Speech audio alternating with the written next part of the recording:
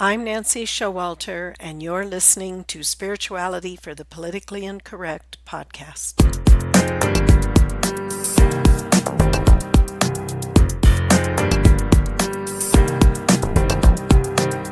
Welcome, all radical paradigm shifters and creative change makers. You who dare to create a better life and a better world. Tap into the power that resides within you and use that power for constructive change.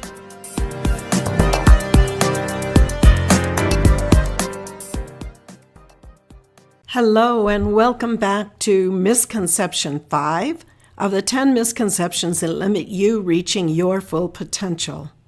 I hope you're enjoying this series and find benefit. Please leave your comments. I'd love to hear from you. So let's continue to explore misconceptions that may not be serving you well. Misconception number 5. Only those who know and accept Jesus can go to heaven. Jesus was a Jew. However, his mission and witness of his Father were for everyone, not just for those few people who knew him or for those of us who later learned of him. He said, "I am the way, the truth, and the life." He did not say, "I, Jesus, am the way, the truth, and the life." But rather, he had full awareness of his oneness with the Father I am within. And he was telling us that the I am in each of us is the way. Remember the story of Moses and his interaction with God who spoke to him from the burning bush on Mount Horeb? God commanded Moses to return to Egypt, confront Pharaoh, and initiate the rescue of the enslaved Israelites. God told him to say that the God of your fathers has sent me to you. Then Moses said to God, "If I come to the people of Israel and say to them, 'The God of your fathers has sent me to you,' and they ask me, 'What is his name?' what shall I say to them?" God said to Moses, "I am that I am. Say this to the people of Israel, 'I am has sent me to you.'" God also said to Moses, "Say this to the people of Israel, 'The Lord, the God of your fathers, the God of Abraham, the God of Isaac, and the God of Jacob, has sent me to you.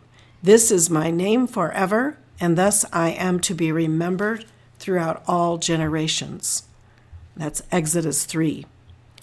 So Jesus, in his full understanding of who he was and his oneness with the I am, was saying, "I am is the open door.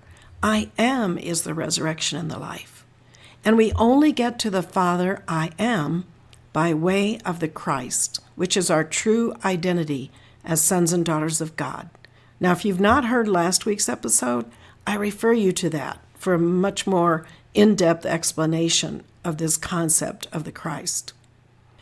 This awareness and understanding that the Christ that Jesus was, is, and taught about was not a separate religion from his Jewish tradition.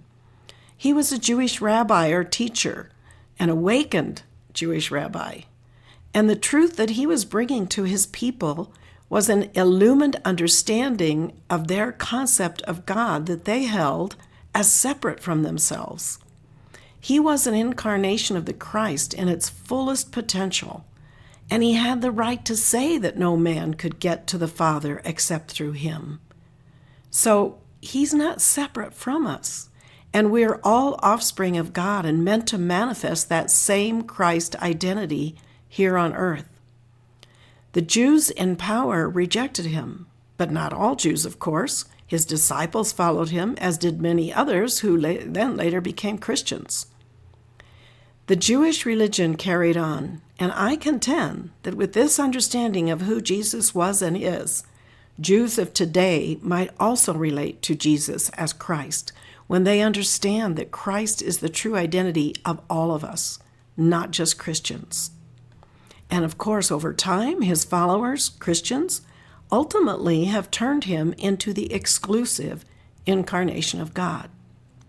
Unfortunately, the various religions have separated themselves from this universal concept of the one God, one source, and have come to believe that no one else can ever be a Christ, a true son or daughter of God. But Jesus never said these things. He said to follow him, not as a puppy trails after his master, but by literally becoming what he was, becoming what he is, the living manifestation of Christ, to do greater things than he did. Many have gone to heaven prior to Jesus incarnating on the earth, and many have since. If we are the offspring of the one God, then we too need to awaken to our true identity as the son or daughter of God. Remember, you are divine, you are created for a purpose, and that purpose is unique. While here, you are meant to externalize and develop your unique divinity and then return back to God. Join me next week for the 6th misconception. Until then, keep an open mind, a generous heart, and a powerful spirit. I'm Nancy Showalter, and you've been listening to Spirituality for the Politically Incorrect. Thank you for being with me today, and if you enjoyed this episode, don't forget to subscribe on iTunes.